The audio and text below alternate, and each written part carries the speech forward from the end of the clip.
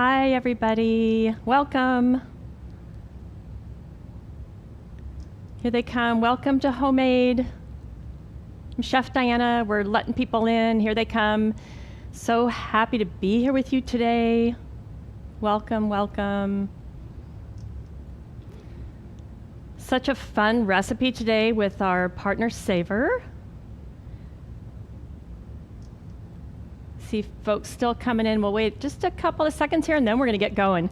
I'm Chef Diana. I'm so happy to be back here at Homemade with you. Hi. Thanks for coming. We have a few people cooking along, I see. That's fabulous. This is my first dessert recipe I've done here at Homemade, and I love desserts. This one is really fun with our partner Savor.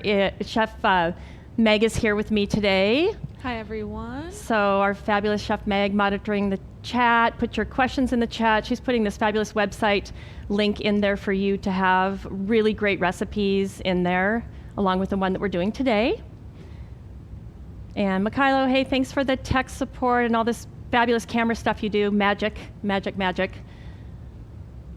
So I think we're about ready to get started. This dessert is a Vietnamese-inspired dessert. Chè Chuối is pretty close, probably to the, maybe close, hopefully close enough to the correct pronunciation. So just a take on a pudding banana dessert. Sometimes has been done with rice. We're using tapioca today, and some really interesting flavor combinations together. So I'm going to go ahead and get started. Tapioca, by the way, we use it in, mostly it's used as a thickener, I think, on my research and from my background. Actually, I used to eat it when I was young as a kid. It was one of my favorite desserts. I loved it. A tapioca pudding, absolutely delicious, creamy, with just a little bit of that tapioca texture, kind of like a boba or a bubble tea texture, but a much smaller pearl. And so the tapioca comes from the cassava, the root of the cassava, which is native to Brazil and South America.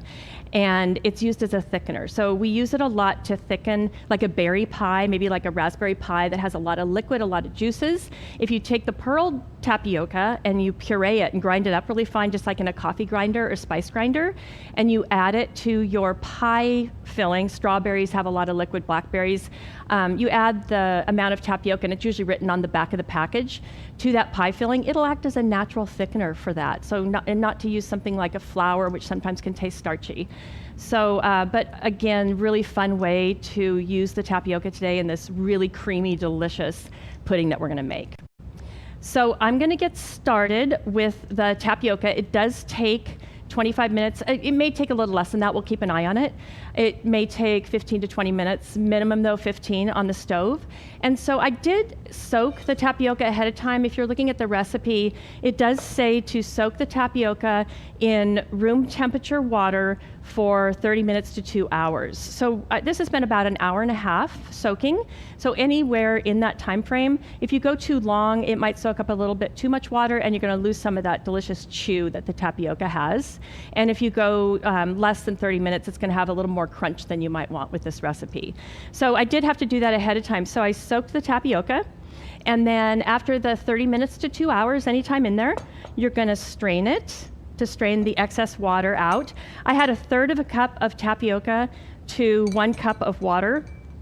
So we'll see how much water we end up with after we strain it. Any water that's been absorbed, will have been absorbed by the tapioca, I should say. So we started with 1 cup of water, and let's just see, just for kicks, just for giggles, we'll see how much water is left. I would say, I'd guess about maybe 1/4 cup or so. So we've soaked up in the tapioca in that amount of time about 3/4 of a cup of water. So that gives it sort of a jump on the cooking process, okay, by soaking it. And it's kind of an important step. So do that, soaking the tapioca ahead of time. And then I have a saucepan. Make sure that your saucepan is large enough. We're going to put some delicious dairy products in there. And dairy, milk, and heavy cream has a tendency to boil over really, really easily on the stove. And it makes a really big mess. And I did it when I was setting up today. Just full disclosure. I walked away for 30 seconds to grab something, and I came back and maybe said a swear word or something, I'm not sure, but it was all over the stove. So this stove, one of the things we love about this stove is it was easy to clean up. But if you have a burner that has coils or a gas burner or something, the cleanup is not going to be quite so easy. And the sugar, because there's sugars in milk and heavy cream, natural sugars, will get sticky and burn pretty easily. So just keep an eye on it, okay? Just keep an eye on it. So how did I learn everything I know about cooking? From making mistakes. That's what happens, right? We learn from experience. So I have my 2.5 cups of milk, half of a cup of heavy cream. I'm going to talk about the mixture of those two in a minute, as soon as I get this going, because we do need to get it going so it can have time to cook. We have a cinnamon stick and the sugar, granulated sugar, and then a pinch of salt. So that's all going to go in there. Actually, I think it's 1/4 teaspoon of salt. The salt really helps bring out the flavors in this. It's lovely. It's wonderful. So don't forget to put the salt. Heavy cream and milk. So the milk aisle, we have lots of options today, which is fabulous. It's wonderful. We have non-fat milk, which has trace amounts of fat in it, like so little fat in it that they don't even have to put it on the label. So it's called non-fat milk. 1% milk. How much butterfat do you think is in 1% milk? 1%. Yes, good answer. 2%? We're getting somewhere, right? 2%. 2% butterfat. And then it gets a little confusing. So, and it varies a little bit from state to state. Whole milk has between 3.5% to 5%. These are rough, okay? There might be just a little bit either way. 3.5% to 5% for whole milk, that's fat content. Half and half, I find half and half goes anywhere from 10.5% butterfat to 18%. Okay, so that's pretty big difference there. If something's called half and half, it's somewhere in there with butterfat content. And then we have heavy cream, which is between 36 to 40%. I have seen it as high as 42%. So heavy cream is the highest fat. So when we're cooking and baking and making something, maybe making an ice cream base or things like that, we need to know what the fat content is, and we need to know what we like. Do I like a really creamy, rich ice cream? Of course I do. Do you? No, some people might like a little lighter ice cream, so you use something with a less butterfat content. So you use maybe a half and half instead of a heavy cream, or you use a combination of the two. What's nice about knowing those things is that if a recipe calls for half and half and you don't have any at home, but you do have whole milk and you do have heavy cream, you can mix those till you get approximately somewhere between 10% and 18% butterfat content. You don't have to go out and purchase a whole new container of half and half that you may not use at home. So by knowing the butterfat contents, it's much more user-friendly and being able to use what we have on hand. So I love that topic. I love to talk about that. I love dairy. I love heavy cream. I like, we're going to do a little bit of a dollop of whipped cream on top of this. And how to store it and how long it lasts. You want to use the sell-by and the use-by dates that are recommended on the cartons. But with heavy cream especially, if you store it for a while, what happens is the fat will rise to the top of the carton sometimes. It doesn't mean it's bad.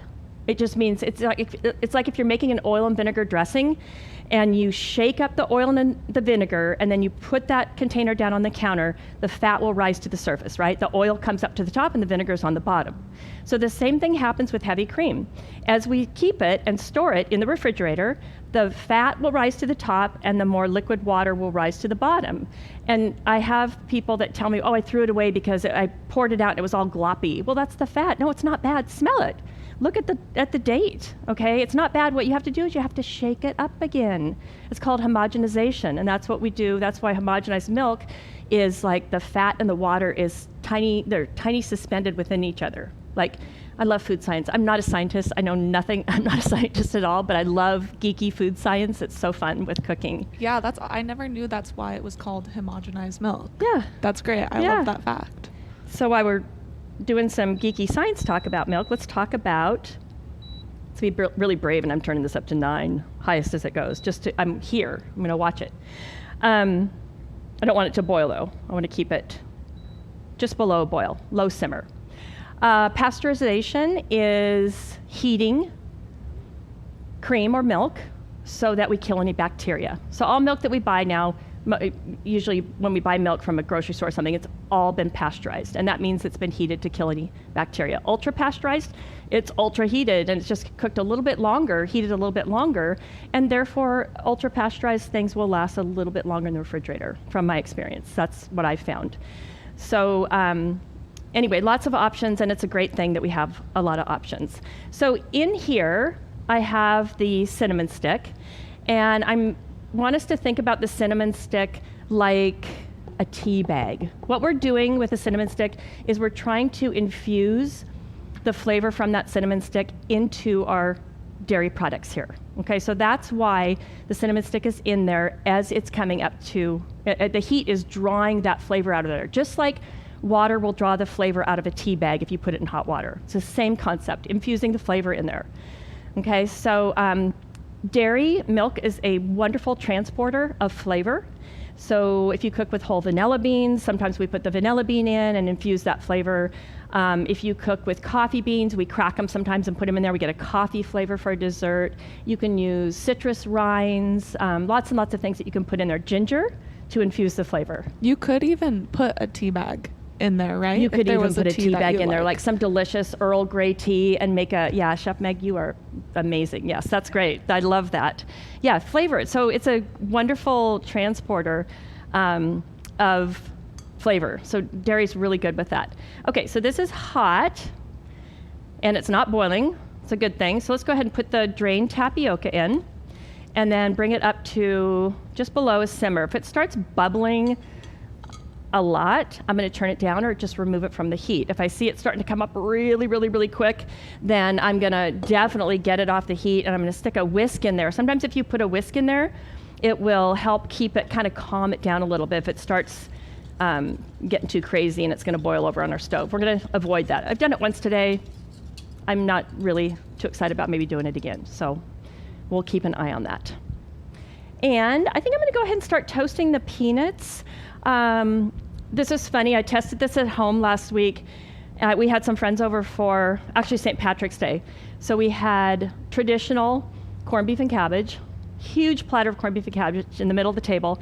And then I wanted to test this dessert at home. So I made this Vietnamese inspired tapioca pudding with a little sesame to go with corned beef and cabbage. And you know what? It sounded kind of weird, but it was so good.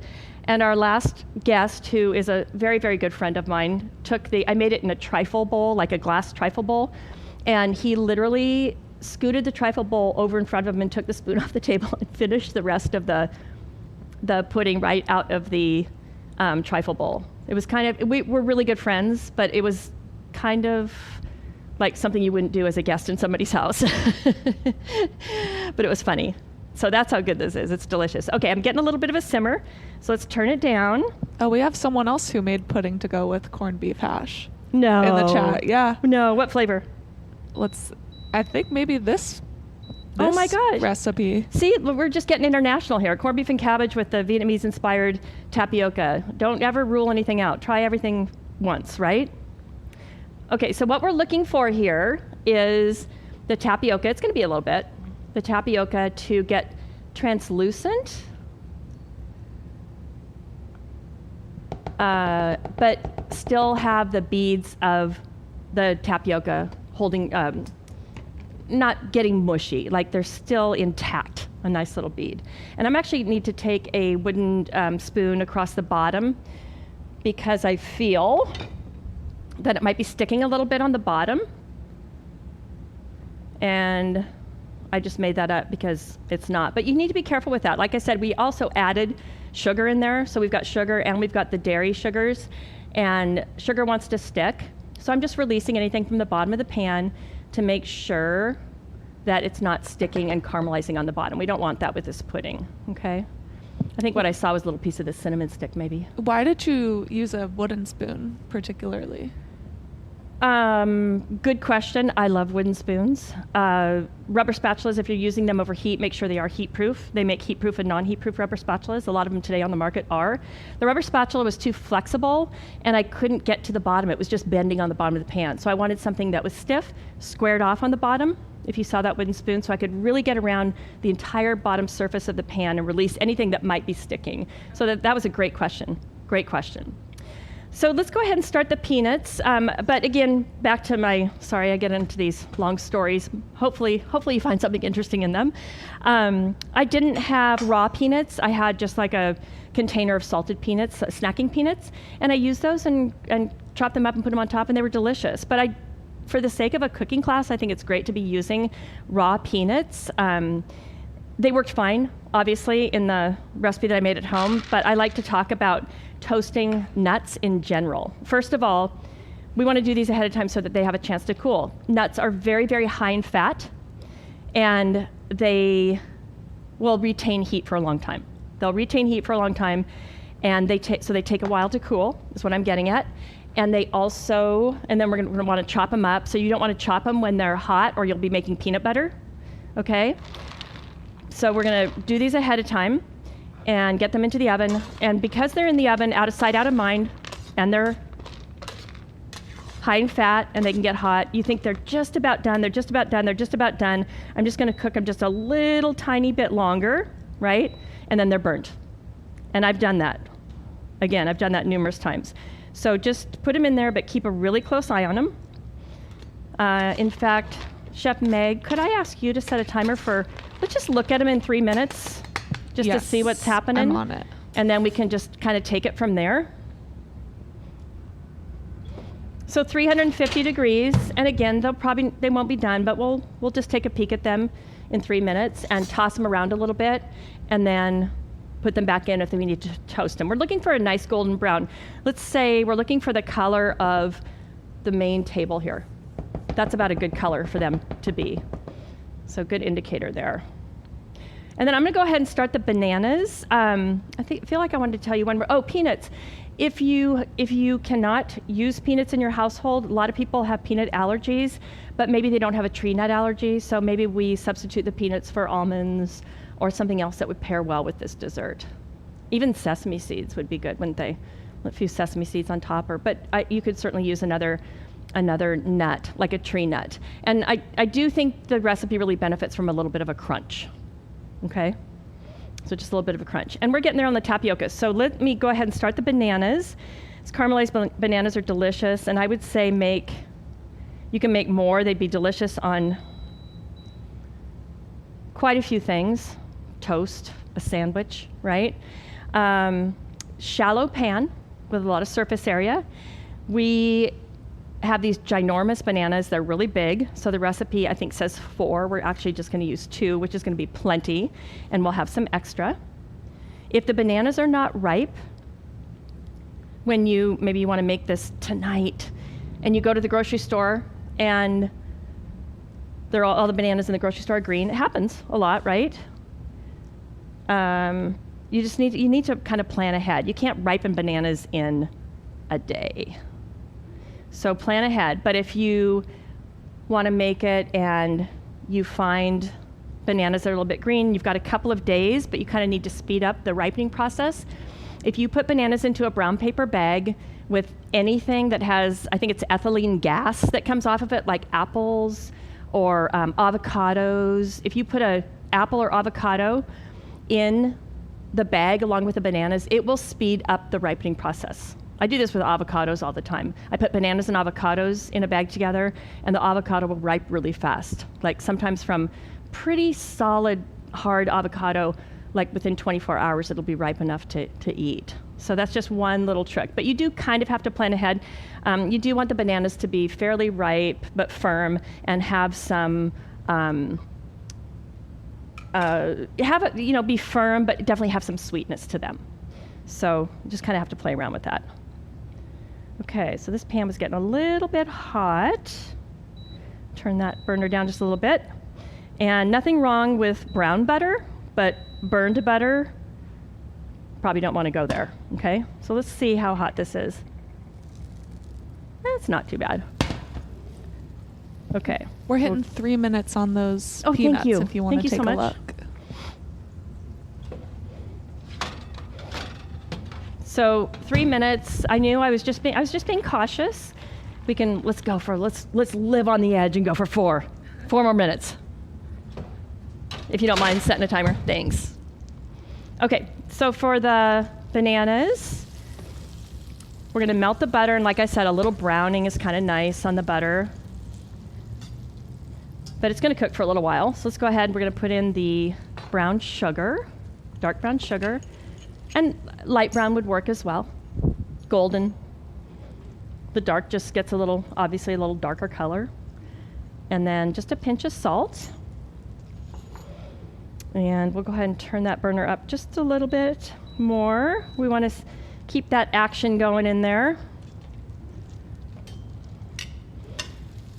And I'm just going to let that cook for a little while, and then I'll cut the bananas. So the large surface areas is so that we can set the bananas down in one single layer, okay?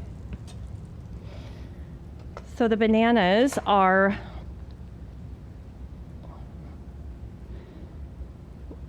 long. I want to try and keep, you could cut them in 1-inch pieces. I think the recipe specifies 1-inch pieces.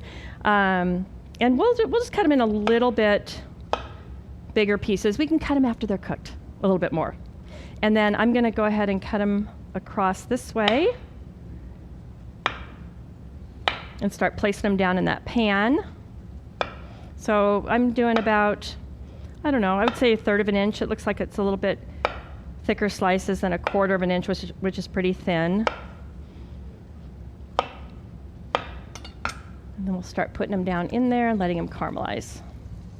Is there a fruit that you would recommend instead of bananas? Someone said they have a banana allergy. I was thinking mango. I was thinking mango Yeah. too. Yeah, mango's really good, especially like mango's really good with dairy and puddings, sweet things, right? Rice puddings, so it'd be great with the tapioca. Let's turn that down a little bit. Okay, so it's still at a good simmer. That's just that sugar and butter gets really hot on the stove, and it continues to get hot. And by the way, be really careful about getting any of that on you. When you're cooking with caramel, it's absolutely delicious, but it gets so hot that it can do some really serious damage. Make sure always that the pan handle's not over the counter where you could bump into it and knock it off. It's important to be aware of these things and safe in the kitchen, right? Last thing you want to do is hurt yourself in the middle of something this delicious. So see those 2 bananas? This is a pretty good sized pan. Those 2 bananas pretty much filled it up. So we're gonna leave it in a single layer so we get good caramelization. And we'll take a check at the peanuts and see how they're doing, just because I have a little break in the action here. So it's time to do that. Let me turn that up again just a little bit. I'm trying to think of another fruit that would be good. People have said pineapple and peaches. Oh, peaches, yeah. Especially when they're in season. Mm-hmm. Yum. Yeah, thank you. Thank you for that help there. That's great. Okay, so now they don't look like they have done much, but they have. I can see there's a couple of them that are starting to turn brown. So let's go ahead and give them 2 more minutes, okay? And then once they start, they really start getting going. Okay, so I'm gonna let these kind of hang out by themselves and caramelize before I flip them over. And I'm gonna come back to the pudding, and we're gonna do some tempering. So tempering is when you're changing the temperature of something slowly. A recipe we'll call about tempering. So to temper, we're going to take some of this hot pudding, and we're going to mix it in with the eggs slowly. And I'm going to show you a method to do that. It's better for me just to show you than trying to explain it to you. So I'm going to crack the eggs into here. Recipe calls for 2. I have 3 just in case we have an accident here. So cracking eggs, I like to show this tip just in case you don't know. Cracking eggs, instead of cracking eggs on the edge of something, crack them on a flat surface. Okay, if you crack on the eggs on the edge, sometimes the eggshell will sort of shatter a little bit, and we might get eggshells in there. It's not the end of the world. We can remove them, right? But if you crack on a flat surface, it's likely that you'll get more of a clean break. So a lot of times people want to go with something sharp on the edge, but I like to show that. And then these are beautiful, nice, fresh eggs. And just look around and see if you did get any shell in there. It's not the end of the world. Did you know that an egg shell will pick up a little piece of shell that might have dropped in there better than your finger or spoon? For some reason, it wants to adhere back on here. It's such a weird thing. I don't know why or how it happens, but it's really true. If you take this to try and pick out those little pieces of eggshell, it works way better than trying to navigate. We're good. Thanks. Your internal clock is so perfect. It's been exactly 2 minutes. We are doing some serious multitasking here. So I'm going to come back to the eggs in a minute because we need to flip these bananas over. And I'm going to use, again, safety is important. So I'm going to use both a pair of tongs and a metal spatula. And I'm going to go all the way around and flip them. They're beautiful. We don't want to let them go too long because then they'll get too soft and they'll be too difficult to flip. And is that the end of the world? No, because we're going to cut some of these up anyway and put them in the pudding warm. And so we can pick out the ones that are nice for garnish and then put the ones that we've mutilated accidentally inside the pudding. These are really coming along nicely. In fact, I'm going to let them brown a little bit and then just turn the pan off and let them kind of finish in there. So I taught culinary arts for years, and for the last part of my teaching career, I taught teenagers. And I tried to tell them the importance of understanding where their food comes from. And a lot of times they didn't want to hear it. They're just like, no, don't tell me about, I love chicken, but don't tell me about it. I don't want to talk about it. I think it's really, really important that we all understand where our food comes from. So these teenagers are so funny, they get really freaked out about eggs. Like, don't tell me, I know what it is, I just don't want to talk about it, I don't want to hear about it. Or they would ask me questions like, why isn't there a little chicken inside of our eggs? And I'd be like, oh my goodness, have you had health class? Go back. Look at your health class notes, and then they'll tell you exactly why. You have to have a hen and you have to have a rooster. But they would they would ask me all these really strange questions. And so one of the things that would often come up is they would ask what that little white stringy thing is in the eggs. And I just think this is really interesting. So the little white stringy thing in the egg, the purpose of it is to suspend the egg yolk in place as mama hen is running around the yard. And it doesn't break, it doesn't damage her little baby, right? And what is it? It's made up of tightly bound egg white. So it's like little bands holding the yolk in place to protect the baby. So the teenagers hated when I told them that, but I think it's important that they understand that. Like, what is that? They'd say, is that the beak? Is it the... No, it's got a purpose. Mother Nature is just fascinating, and it's got a purpose. And the name of it is Chalaze. It's Chalazae, which is one of my all-time favorite food words, Chalaze.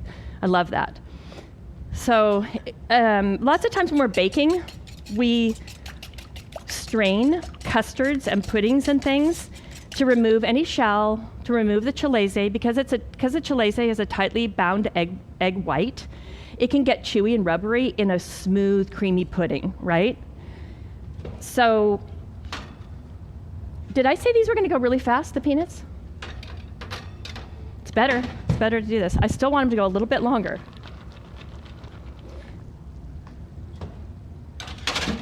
So today, sometimes if we're making a pot de crème or something really creamy and custardy, we don't want to come across those little chewy chalazes in there. So the recipes will often call for straining the milk egg mixture. Today, we have a tapioca pudding with some chew already in there and little tapioca pearls. So there's no need to strain it today. So that's a nice little step that we don't have to do today.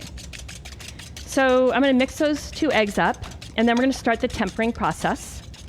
So the tempering means to change the temperature slowly. So how do we change the temperature slowly of this hot tapioca pudding, still steaming, and the eggs? If I just dumped all of this in there, I'm going to cook my eggs, and I'm going to have scrambled eggs in here.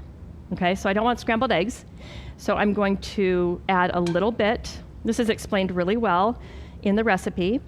Before I start adding it and tempering, I want to add my last couple of ingredients, which is a little bit of vanilla extract. We're actually using this vanilla paste, which is delicious. It's a little bit thicker vanilla extract. And a little bit of sesame oil. This is toasted sesame oil. You can go easy on it in the beginning. It's a little bit of a unique ingredient in here. So I would go easy to begin, and then you can always add a little more at the end if you like it. But it just a tiny bit just really gives us a nice, interesting flavor. So what I'm going to do is take a little bit of this hot mixture and bring it over my eggs, and I'm going to add it slowly. This is called tempering. So the eggs are getting warmer as I add this slowly, so the eggs are not scrambling. And I don't have to do the whole thing. I just have to get it to the point where the egg mixture is warm. And they're not, and we also pulled the eggs to room temperature just a little bit before class to get that going, okay? And then, now that I've tempered this, and the egg mixture is actually slightly warm, I can add the rest of the tapioca. I'm gonna hunt for that cinnamon stick, get rid of that. It'll make mixing easier.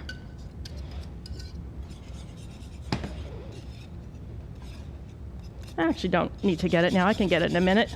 It's mixing fine without removing it.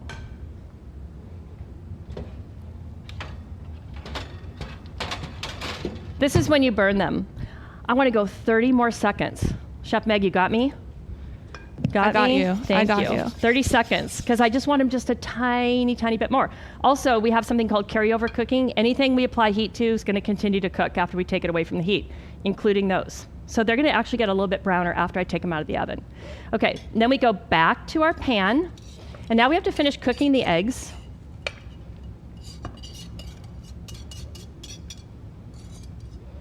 That cinnamon stick is hiding from me. It's in there. I know you're in there. So did you notice how I had this damp towel down on my cutting board as I had the bowl, and I was whisking so the bowl wasn't sliding around? So that's a nice little trick too. A damp towel holds the bowl in place. I don't have to call for somebody, hey, Mikhail, leave the camera and come over and help me hold the bowl because it's sliding around. You can do this all by yourself if you have that little stable surface area. So let's go ahead and cook the tapioca just a little bit more. I can smell these, and they're nice and golden brown, and they're going to cook just a little bit more, okay? So I'm going to go ahead and pull those and let them cool. Got a cooling rack set up back there, ready to go, so we'll get good cooling all the way around. And then we're going to turn the tapioca pudding back on just a little bit and continue to cook that for just a few more minutes.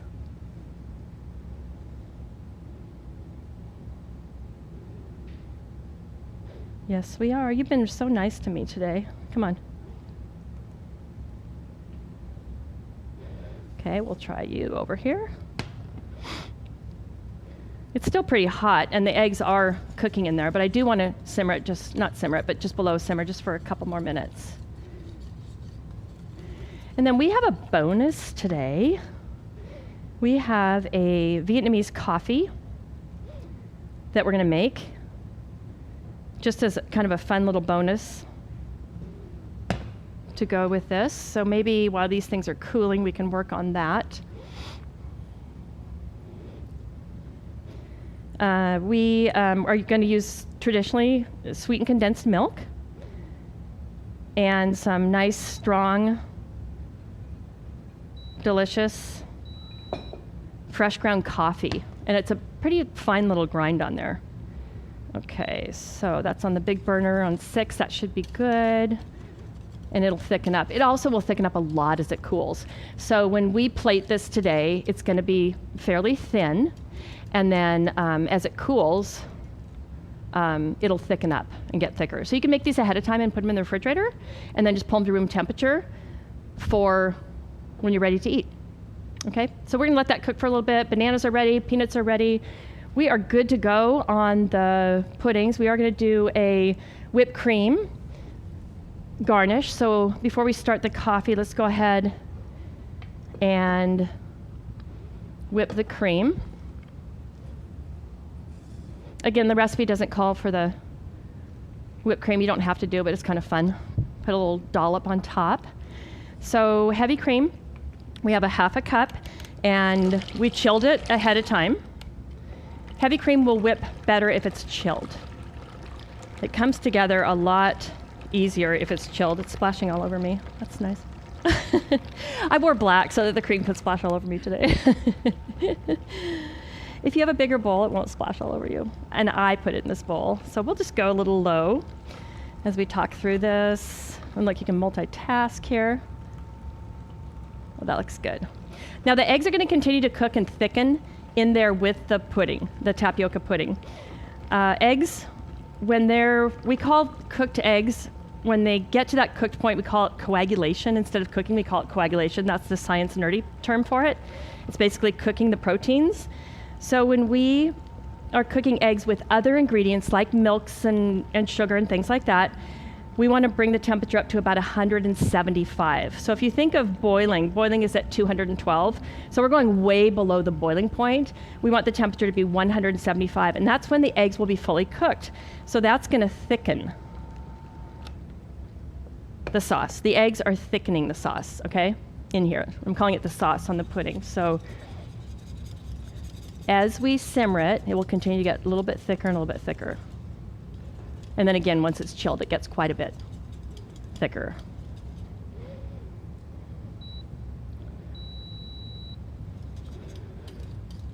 That looks so good. It smells so good.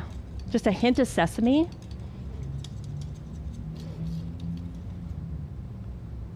Okay, so you don't want a rapid boil. A couple little bubbles is okay.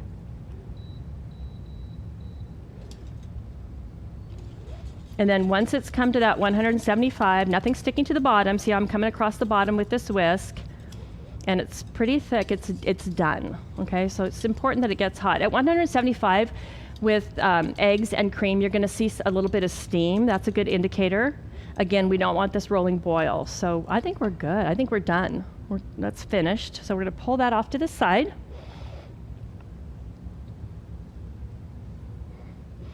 And then let's go ahead and start the coffee.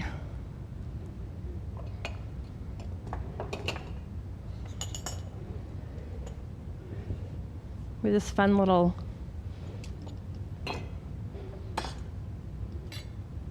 Vietnamese coffee pot. Let me switch these out. I'm going to put the cream over there for a minute and we'll finish that. And then we'll bring the coffee service up here to the better viewing purposes here. All right. So this little fun little Vietnamese coffee contraption comes in a couple of different parts.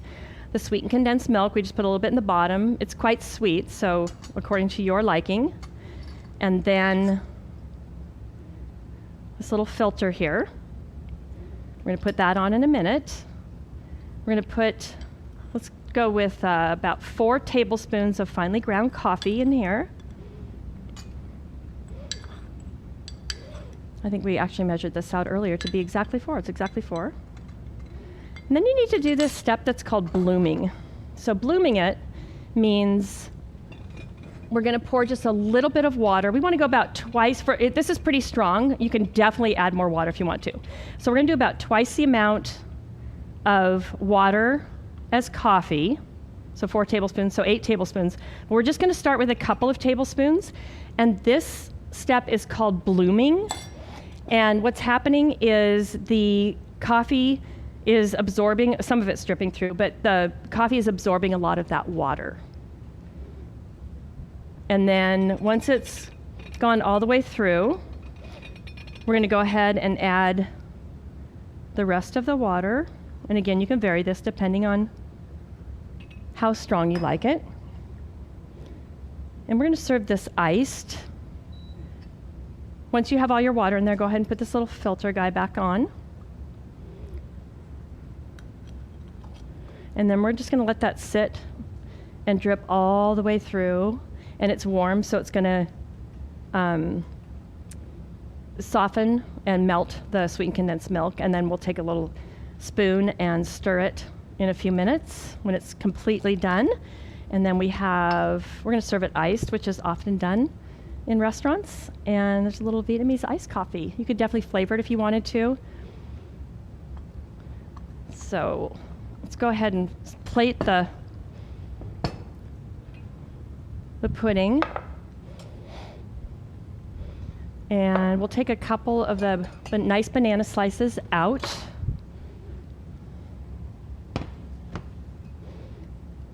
And chop those up. We'll keep these nice ones for garnish. And then any little pieces, the ones that fall apart, we'll put over there.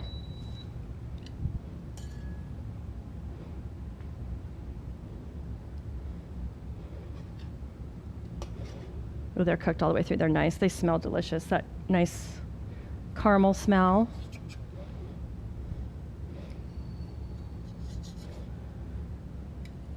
And you could layer this any way you wanted to. You could put some cream in the bottom, and then some bananas, and then some pudding. You could, switch it up. We have some fresh mint we're going to use just to add a little fresh garnish later. So layering it, you could do it pretty much any way you please. And again, right when this comes off the stove, it's going to be pretty thin. So we will be refrigerating these later. And I should have made some ahead of time, but you'll see. You'll get the right idea. Oh, plus, this is really good warm, and it's really good cold. So I did a little taste test as I was making it while it was warm, and it was delicious. So even this consistency, it's definitely thick enough to eat for sure, right?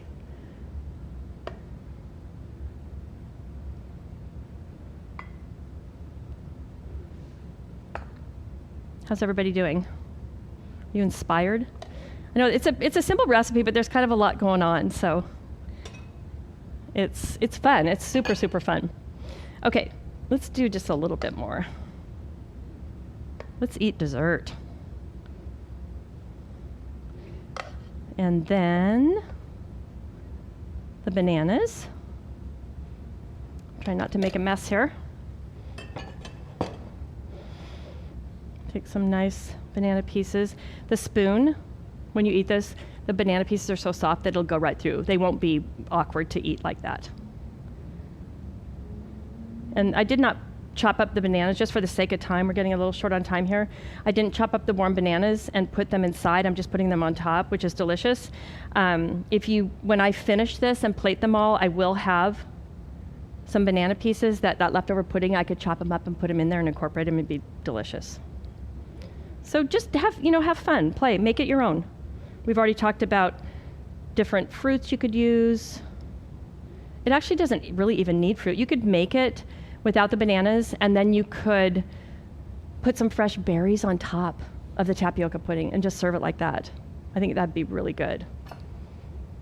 So if the bananas aren't appealing, or if it's in the middle of summer and you want to make a cold pudding, and you want to put some of those beautiful fresh summer berries on top, that would be fabulous. Okay, so there's our pudding, and then I don't think the heavy cream is going to get thick enough. It's just going to take too much time here. Even though it was cold, we pulled it right from the refrigerator. So we'll skip the heavy cream. That was sort of an add-on anyway with the dish, but I do want to show you something about the peanuts, whether you take them out of the jar or the can to use, or you toast them, or you're using a different nut.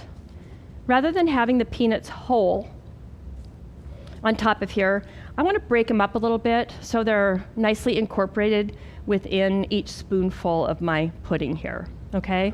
So I'm going to take some of the peanuts, it's cooled enough I can actually handle them with my hands now, and I'm going to put a few of them between a piece of plastic wrap that's folded over.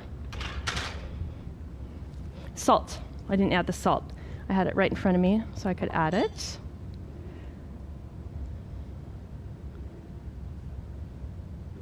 So there's the salt. And then I'm going to fold that over. And I love this trick. Make sure everything's off the cutting board and out of your way. I take a heavy bottomed pan. If you have a meat tenderizer, that works too. And then if you're frustrated about something, you're mad at somebody, take it out on them. This to me is so much better than dirtying, that's a hard word to say, getting dirty a small food processor, or chopping them by hand. If I put them on the cutting board and I start chopping them, they're gonna be rolling all over the place, right? So I love this method. And then you have this nice, neat little package, and there's nothing's flying around. So a little bit of the chopped salted peanuts on top.